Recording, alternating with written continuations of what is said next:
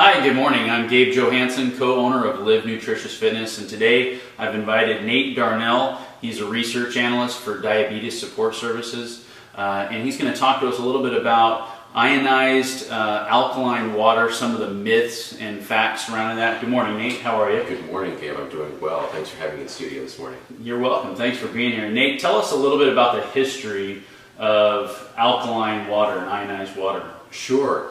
Well, I think it's important. Thanks for letting everyone know what my background is. I work with a community outreach organization here in Salem, and it's geared predominantly towards improving quality of life for the diabetic population. And a couple of years ago, I was introduced to the technology you're referring to, and coming from a scientific background, I was very skeptical of the technology, and I guess fortunately I was exposed to it from a Fulbright scholar, so she kind of strong-armed me into looking at some of the genuine clinical documentation, and we actually found additional, and we've since put together an entire compendium. But what I also found in the process was that there was so much misinformation online, and it was overwhelming. It was overwhelming even for someone with a technical background. It seemed that there were people that were making all kinds of absurd health claims about it, and then there were healthcare practitioners that were claiming that it was complete snake oil and bunk. And my job was to kind of sift out the truth, from what was not truthful, and to kind of shoot down the middle and figure out, what's actually accurate. And so it took me about 2.5 years to do that. And ultimately, what I discovered over time was that there was a historical narrative of the technology which is inaccurate, and that's many people believe that it originated in Japan. And it didn't actually come from Japan. It actually came from Great Britain in the late 1800s. And it was used predominantly for disinfection purposes. Then it was used in World War I for surgical disinfection. And it was only during World War II that the technology was introduced to Japan. And they began using it following a lot of the devastating consequences of nuclear radiation exposure, starvation. They had a broken medical system after World War II. They had lack of pharmaceutical medications. And by happenstance, they discovered that electrolyzed reduced water, which is the correct technical term for ionized alkaline water, was very effective at reducing intestinal abnormal fermentation, dyspepsia, acid indigestion. And from that point forward, it became kind of like an aspirin to the Japanese medical system. And so it's been around for several decades. And it's really been refined in Japan, but that's not really where it came from. Okay. And interestingly enough, it was in the United States in the 1920s as well. And it's hard for me to decipher exactly why it didn't continue in the healthcare environment in the United States. I would hazard to guess because many of the byproducts are not patentable, they're natural, that it didn't fit into the business paradigm of Western medicine. And again, Japan has a very different medical system than we have in the United States. They have a socialized healthcare system that was really rebuilt after World War II from the standpoint of genuine disease prevention, right, not from the standpoint of disease treatment alone, which is what we practice in the United States. And that's why we rely so heavily on synthetic pharmaceutical medications instead of preventative measures. And again, my opinion is that ties in more to a business model than to the end game of optimal health. Really, it was refined in Japan. It was developed in Great Britain, went through the United States. Interestingly enough, we used it on the Apollo and Gemini space capsules to produce potable water, heat, and electricity for the astronauts. In the United States, it kind of remained pigeonholed in both the aerospace and automotive industries. And it really didn't come back to the United States until about 10 years ago. And I think the real challenge was that when it did come back into the U.S. market, it didn't come through academic or healthcare channels. It came through entrepreneurs who, by and large, whether or not it was intentional or accidental, it didn't have a very strong technical background, and they began explaining the technology in a way which was technically inaccurate. Yeah. And this kind of narrative has perpetuated over the past couple of years, and it's contributed to a lot of misinformation about the technology. So many of the claims out there, both for and against, are completely wrong. Well, some of them are completely wrong, and not all of them. There are significant health benefits to be had, but I think first and foremost there's the technology, unfortunately, in many cases, has been sold under the premise that it cures cancer, and this is technically inaccurate. But it follows in line with the concept that the alkaline diet cures cancer too, and this is also technically inaccurate. There are well over 200 different forms of cancer. Some of them respond to changes in alkalinity acidity, some of them don't. But I think what happened was that there was a selling point and there was an emotional appeal, and of course cancer is an epidemic, right, and it's a tragic epidemic. It's caused by numerous different things, and yes, nutritional intervention does have a significant impact on your risk factors for developing it and your ability to recover from it. At the same time, making the claim that consuming an alkaline solution is going to cure your cancer is patently false. Right. But people will buy it based on that. And I think this is what Western medicine has had the biggest problem with, is that there are people selling it from this vantage point, or selling the technology without having substantial documentation to back up that claim. So when you talk about, you said electrolyzed reduced water is the proper way to call it, not alkaline ionized water. Right, right. And I think, in my personal preference is just to call it antioxidant water. Okay. Electrolyzed reduced is what we use in genuine technical documentation, laboratory and clinical studies. There's both electrolyzed reduced, which is antioxidant water, and then electrolyzed oxidizing water, which is an oxidizing water, okay, which we can use topically for antibacterial solutions, for instance, like hard surface disinfection. Okay.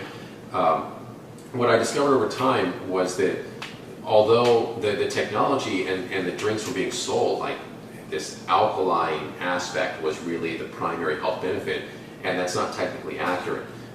Electrolyzed water, the antioxidant kind, is actually a very, very weak alkaline buffer. It's not like the equivalent of putting baking soda in water, which is very alkaline, and drinking that. It's a much more effective alkaline buffer. Nonetheless, that alone will not cure cancer either. Okay. But people consume it with the belief that it does. Now, it may have a positive impact in some individuals, but it's by no means a cure. On the other hand, what is very powerful about antioxidant water, which is technically electrolyzed reduced water, is that it contains a lot of hydrogen gas, and that's kind of distinct. Acidic solutions have hydrogen, but it's a single proton missing an electron, so it's stealing electrons, and that's why it's acidic. Hydrogen gas actually has complete electrons in its outer electron rings, and it can donate electrons, and that's what actually makes it a very powerful antioxidant. Okay. So we can, if you produce electrolyzed water through an electrolysis machine, the water will stay in solution for a period of several hours to several days if it's refrigerated, and if you consume it, it has strong health benefits. So Nate, here at Live, we help a lot of the diabetic population as well. We do meal planning, nutrition counseling, grocery shopping trips, and we've had a lot of success with people reversing diabetes through eating the right kinds of food. What kind of success have you seen with the hydrogen gas rich water in the diabetic population? Yeah, we've seen some really good results using electrolyzed reduced water for daily consumption. We know it, and this is actually based not only on the clinical documentation that we possess, but actually on an event that happened 20 years ago called the Darnell phenomenon in Darnell, Germany, which is actually what kick-started a lot of the research into both natural reduced water and electrolyzed reduced water. The event in Darnell happened around 1992, and it was actually kind of an accident. There's a slate mine in Darnell, Germany, which was a slate mine in World War II. It was converted to not a retirement resort, but kind of a regular resort hotel somewhere in the 1970s. And there's a cave that runs through the resort with a natural aquifer and a natural stream that runs through it. And several individuals had gone to this resort they were terminally ill, and they were there for their last hurrah, for lack of a better term. And several of them experienced spontaneous remissions of their diseases. And it was spectacular enough that several physicians from the local community came out to investigate and document the events. And what came out of that was additional research where these physicians had enrolled the assistance of several scientists from Japan that were able to do quantitative analysis on the cave. And what they realized was that there was a significant amount of hydrogen gas that was being evolved from the cave. There was some organic process that was happening underground.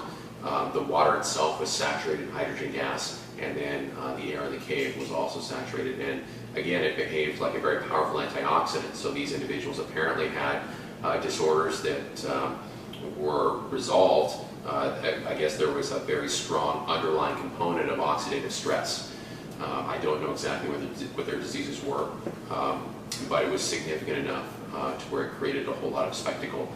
And then a follow-up study was done on several hundred diabetic patients, and what they discovered was that after 6 days of exposure to water coming out of this cave, now called the Darnell water, their biomarkers began changing significantly for the better, and several diabetics were technically non-diabetic, diabetic type 1s. Of course, they were not cured of their disease, but they all had significant positive changes in their biomarkers. Wow. And this subsequently became known as the medically documented Darnell phenomenon. And out of that came more research regarding a way to produce the water if you don't have access to the cave. There are only, I think, 2 to 3 places around the world that have this occurring naturally that we're aware of. One of them is in Darnell, Germany. One of them is in Hida Tinryosui in Japan. And another one is located, I think, in Tlacote, Mexico, or Tecate, Mexico. But the only one that has really been highly documented is the Darnell one. And again, many physicians, many healthcare practitioners are unaware of this. As a matter of fact, I've never met a single standard Western healthcare practitioner that has been aware of this document or this study before I shared it with them. I've met a couple of naturopaths that were mildly familiar with it, but not a standard MD. And so I really felt that it was important to start documenting this and making sure that they were aware of it. And again, within the diabetic population, using medically certified electrolytic water generators, we can produce a reduced water as well. And reduced simply means that's technical jargon for antioxidant. That's what we use in the laboratory setting. Oxidizing means that it causes rust. Reduced means that it reduces rust, for a better term. So we could technically call it antioxidant water. Wow. And I think that's easier for most people. I mean, it gets confusing with all the technical jargon after a while, but again, it's really not the alkalinity that's the therapeutic component or the health component. It's the antioxidant potential of the water that has a significant health benefit.